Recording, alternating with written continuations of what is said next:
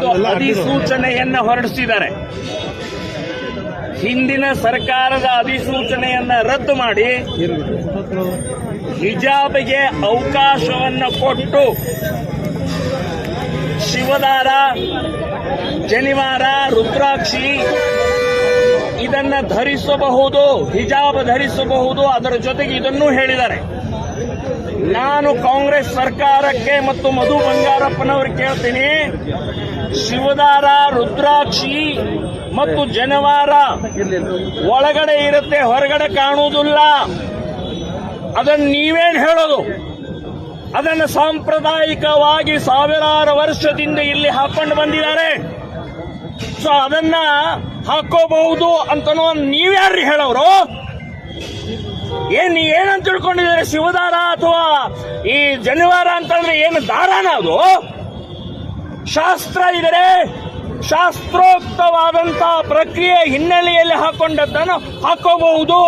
ಹಿಜಾಬ್ ಜೊತೆಗೆ ಕಂಪೇರ್ ಮಾಡ್ತೀರಿ ನೀವು? ಹಿಜಾಬ್ ಹೈಕೋರ್ಟ್ ನಲ್ಲಿ ಬಹಳ ಸ್ಪಷ್ಟವಾಗಿ ಹೇಳಿದ್ದಾರೆ, ಧಾರ್ಮಿಕ ವಿಧಿವಿಧಾನದ ಪಾರ್ಟ್ ಅಲ್ಲ. ಹೈಕೋರ್ಟ್ ಹೇಳಿದೆ, ಕುರಾನ್ ಓದಿ ಹೇಳಿದೆ, ಶರಿಯಾ ಓದಿ ಹೇಳಿದೆ. ಸೊ ನೀವು ಸುಪ್ರೀಂ ಕೋರ್ಟ್ಗೆ ಹೋಗಿದ್ದಾರೆ. ಆ 5 ಮುಸ್ಲಿಂ ವಿದ್ಯಾರ್ಥಿನಿಯರು ಇನ್ನೂ ಜಡ್ಜ್ಮೆಂಟ್ ಆಗಿಲ್ಲ.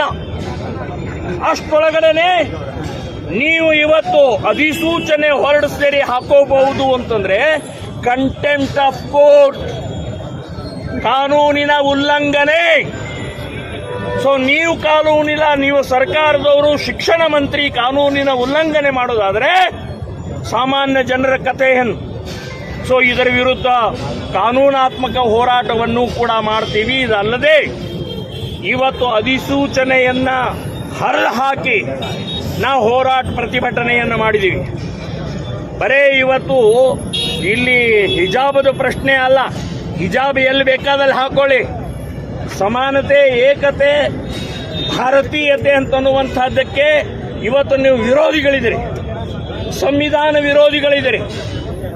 ಬರೇ ಮುಸ್ಲಿಂ ವೋಟ್ ಮಾತ್ರ ನಿಮಗೆ ಬೇಕಾಗಿದೆ. ಮುಸ್ಲಿಂ ಮುಸ್ಲಿಂ ಮುಸ್ಲಿಂ ಅನ್ನುವಂತಹ ದೃಷ್ಟಿಯಿಂದ ವಿದ್ಯಾರ್ಥಿಗಳನ್ನು ಹಾಳು ಮಾಡ್ತಾ ಇದ್ದೀರಿ, ವಿದ್ಯಾರ್ಥಿಗಳಲ್ಲಿ ಬೆಂಕಿ ಹಚ್ತಾ ಇದ್ದೀರಿ, ಗಲಭೆಗೆ ಕಾರಣಕರ್ತರಾಗ್ತಾ ಇದ್ದೀರಿ ಅಂತನ್ನುವಂಥದ್ದು ಈ ಸಂದರ್ಭದಲ್ಲಿ ಸ್ಪಷ್ಟವಾಗಿ ನಾನು ಹೇಳ್ತಾ ಇದ್ದೀನಿ.